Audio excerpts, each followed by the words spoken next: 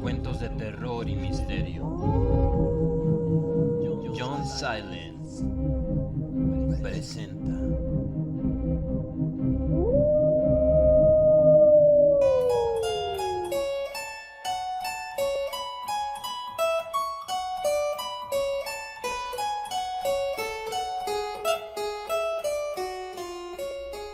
La máscara de la muerte roja, de Edgar Allan Poe.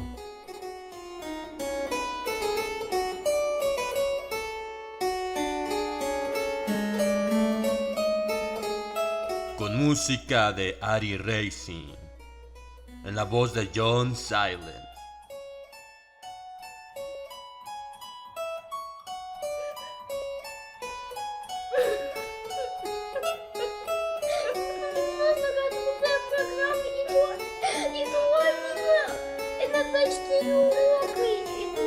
Ну что, у него коленка.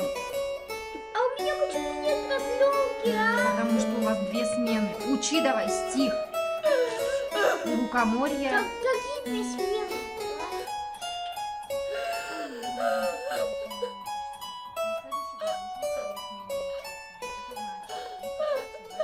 La muerte roja había devastado el país durante largo tiempo.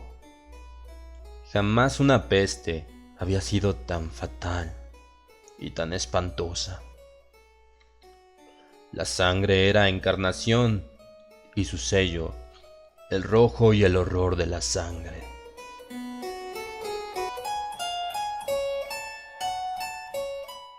Comenzaba con agudos dolores, un vértigo repentino, y luego los poros sangraban y sobrevenía la muerte. Las manchas escarlata en el cuerpo y la cara de la víctima eran el bando de la peste que la aislaba de toda ayuda y de toda simpatía, y la invasión, progreso y fin de la enfermedad se cumplían en media hora.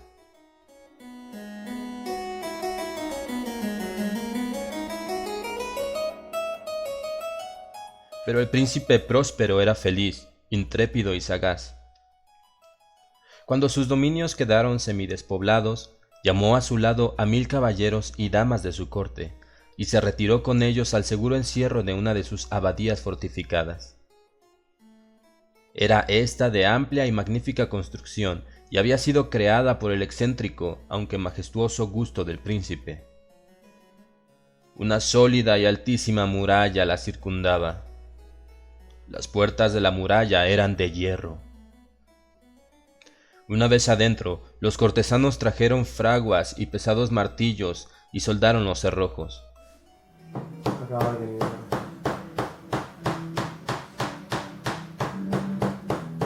Más o menos me voy dando cuenta de dónde hay que llegar después.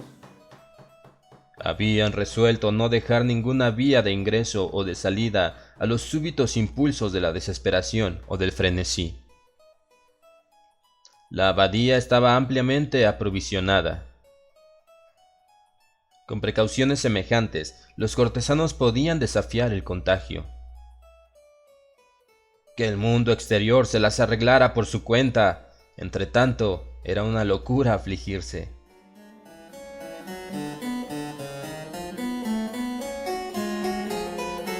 El príncipe había reunido todo lo necesario para los placeres.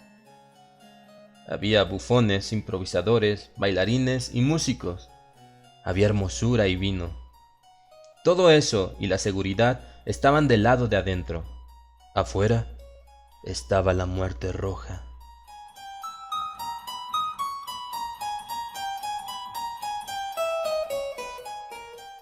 Al cumplirse el 5º o 6º mes de su reclusión, y cuando la peste hacía los más terribles estragos, el príncipe próspero ofreció a sus 1000 amigos un baile de máscaras de la más insólita magnificencia. Aquella mascarada era un cuadro voluptuoso, pero permitan que antes les describa los salones donde se celebraba. Eran 7, una serie imperial de estancias. En la mayoría de los palacios, la sucesión de salones forma una larga galería en línea recta, pues las dobles puertas se abren hasta adosarse a las paredes, permitiendo que la vista alcance la totalidad de la galería. Pero aquí se trataba de algo muy distinto, como cabía esperar del amor del príncipe por lo extraño. Las estancias se hallaban dispuestas con tal irregularidad que la visión no podía abarcar más de una a la vez.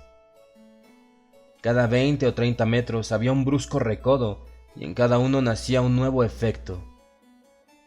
A derecha e izquierda, en mitad de la pared, una alta y estrecha ventana gótica daba a un corredor cerrado que seguía el contorno de la serie de salones.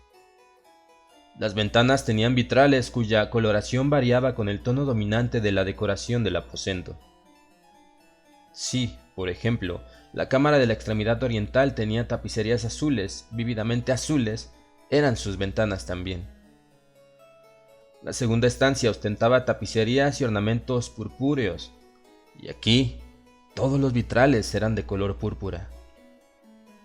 La tercera era enteramente verde, y lo mismo los cristales. La cuarta había sido decorada e iluminada con tonos naranja, la quinta con blanco, la sexta con violeta. El séptimo aposento aparecía completamente cubierto de colgaduras de terciopelo negro que abarcaban el techo y las paredes, cayendo en pliegues sobre una alfombra del mismo material y tonalidad.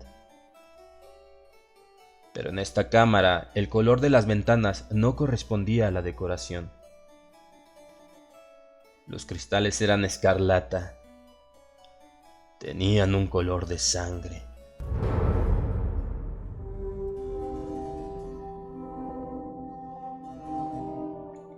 A pesar de la profusión de ornamentos de oro que aparecían aquí y allá o colgaban de los techos, en aquellas 7 estancias no había lámparas ni candelabros. Las cámaras no estaban iluminadas con bujías o arañas. Pero en los corredores paralelos a la galería y opuestos a cada ventana se alzaban pesados trípodes que sostenían un ígneo brasero, cuyos rayos se proyectaban a través de los cristales teñidos e iluminaban brillantemente cada estancia. Producían en esa forma multitud de resplandores tan vivos como fantásticos.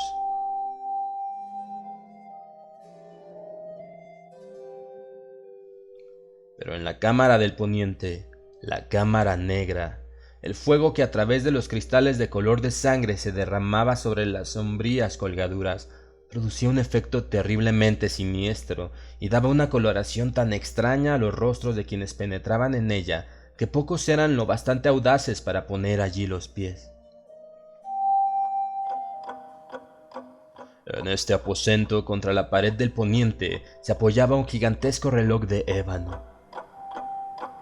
Su péndulo se balanceaba con un resonar sordo, pesado, monótono, y cuando el minutero había completado su circuito y la hora iba a sonar, de las entrañas de bronce del mecanismo nacía un tañido claro y resonante, lleno de música, mas su tono y su énfasis eran tales que a cada hora los músicos de la orquesta se veían obligados a interrumpir momentáneamente su ejecución para escuchar el sonido, y las parejas danzantes cesaban por fuerza sus evoluciones.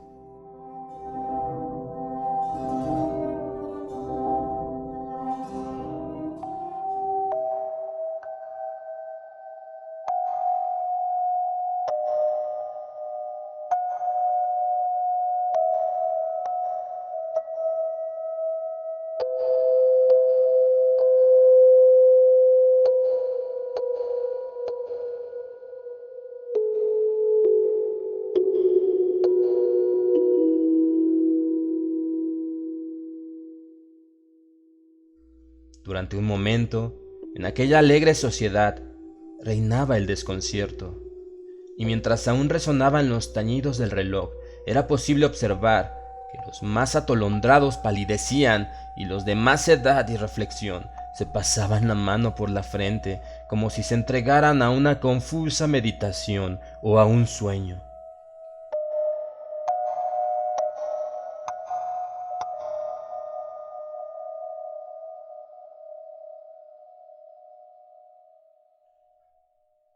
Pero apenas los ecos cesaban del todo Livianas risas nacían en la asamblea.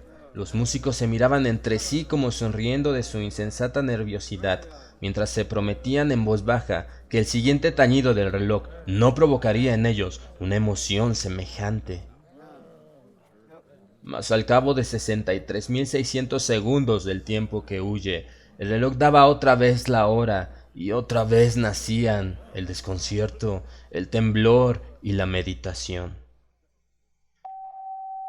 Pese a ello, la fiesta era alegre y magnífica.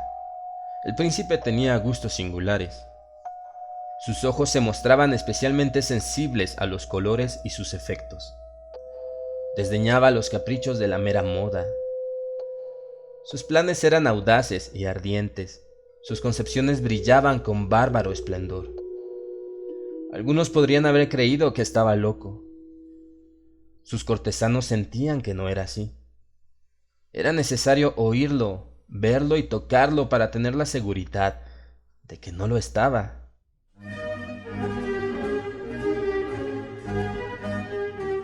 El príncipe se había ocupado personalmente de gran parte de la decoración de las 7 salas destinadas a la gran fiesta.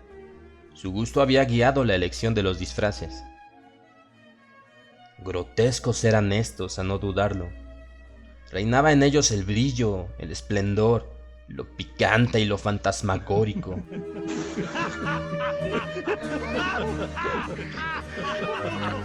Veíanse figuras de arabesco con siluetas y atuendos incongruentes.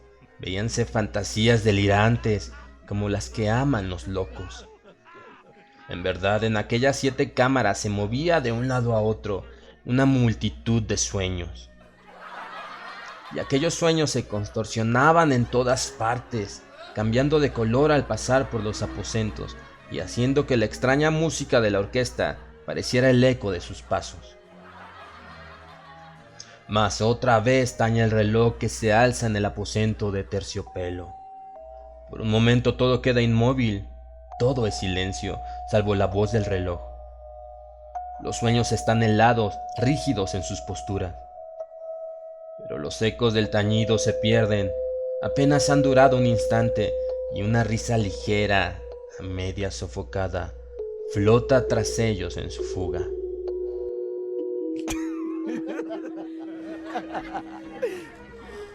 Otra vez crece la música, viven los sueños, contorsionándose al pasar por las ventanas, por las cuales irrumpen los rayos de los trípodes.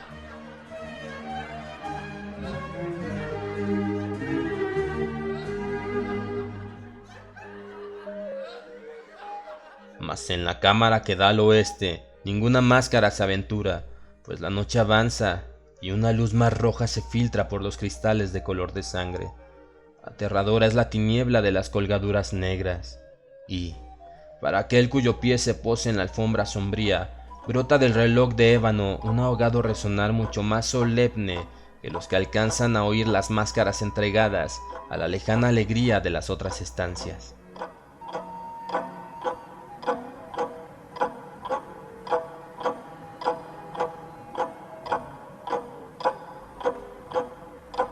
Congregábase densa multitud en estas últimas, donde afiebradamente latía el corazón de la vida. Continuaba la fiesta en su torbellino hasta el momento en que comenzaron a oírse los tañidos del reloj, anunciando la medianoche.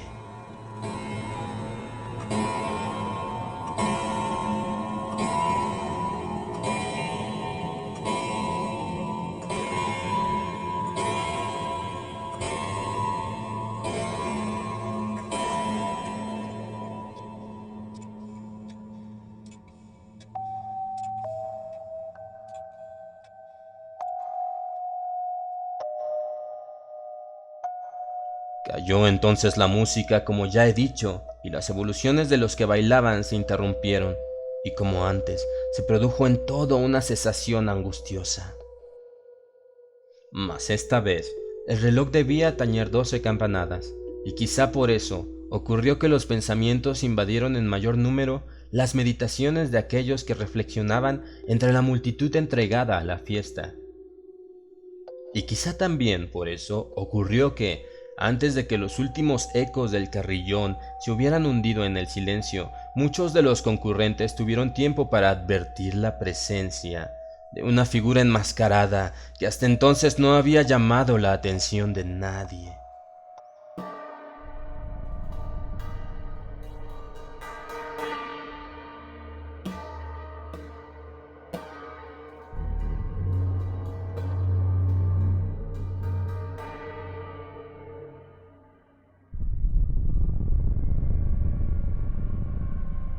Y habiendo corrido en un susurro la noticia de aquella nueva presencia, alzóse al final un rumor que expresaba desaprobación, sorpresa y finalmente espanto, horror y repugnancia.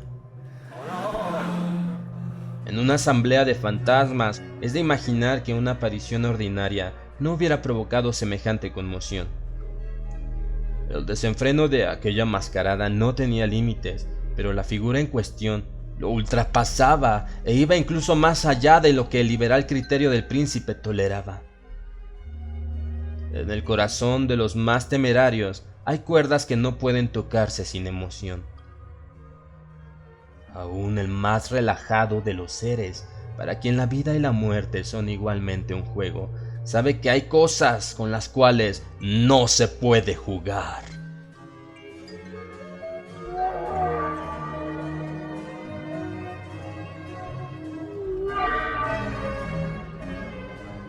Los concurrentes parecían sentir en lo más hondo que el traje y la apariencia del desconocido no revelaban ni ingenio ni decoro.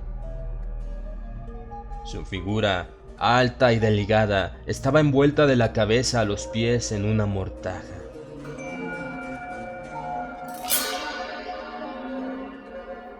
La máscara que ocultaba el rostro se parecía de tal manera al semblante de un cadáver ya rígido, que el escrutinio más detallado se habría visto en dificultades para descubrir el engaño.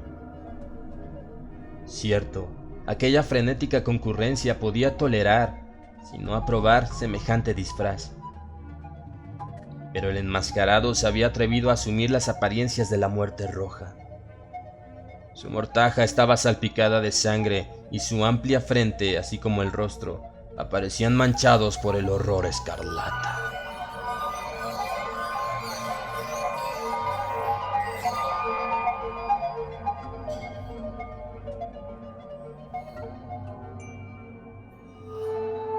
Cuando los ojos del príncipe Próspero cayeron sobre la espectral imagen, que ahora con un movimiento lento y solemne como para dar relieve a su papel, se paseaba entre los bailarines, convulsionóse en el primer momento con un estremecimiento de terror y de disgusto, pero inmediatamente su frente enrojeció de rabia.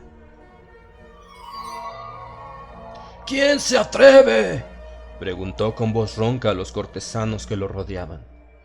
¿Quién se atreve a insultarnos con esta burla blasfematoria? Apodérense de él y desenmascárenlo para que sepamos a quién vamos a ahorcar al alba en las almenas.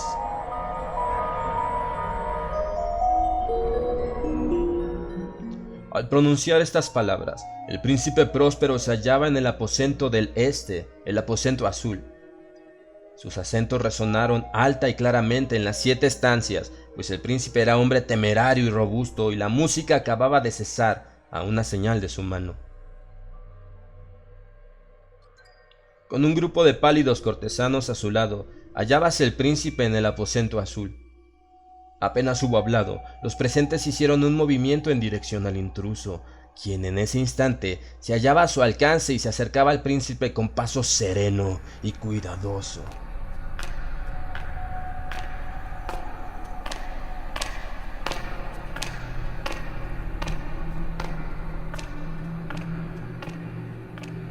Mas la indecible aprensión que la insana apariencia del enmascarado había producido en los cortesanos impidió que nadie alzara la mano para detenerlo, y así, sin impedimentos, pasó este a 1 metro del príncipe, y mientras la vasta concurrencia retrocedía en un solo impulso para pegarse a las paredes, siguió caminando ininterrumpidamente, pero con el mismo y solemne paso que desde el principio lo había distinguido.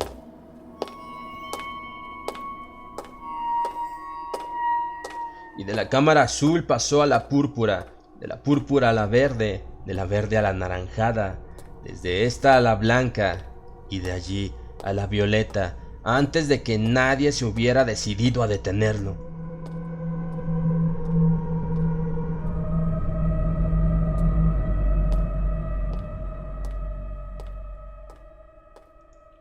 Mas entonces el príncipe Próspero, enloquecido por la ira y la vergüenza de su momentánea cobardía, se lanzó a la carrera a través de los 6 aposentos, sin que nadie lo siguiera por el mortal terror que a todos paralizaba.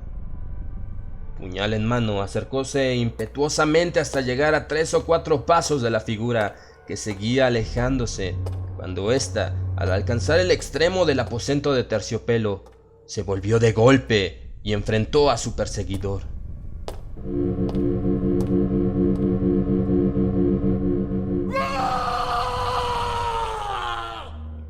Oyóse un agudo grito mientras el puñal caía resplandeciente sobre la negra alfombra, y el príncipe Próspero se desplomaba muerto.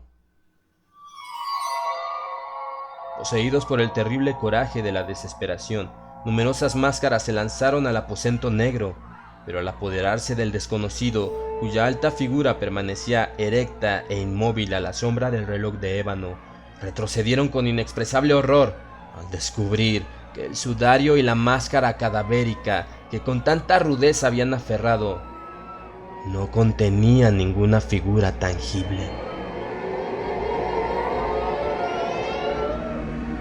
Y entonces reconocieron la presencia de la muerte roja.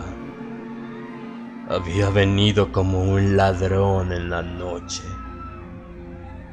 Y uno por uno cayeron los convidados en las salas de orgía manchadas de sangre, y cada uno murió en la desesperada actitud de su caída.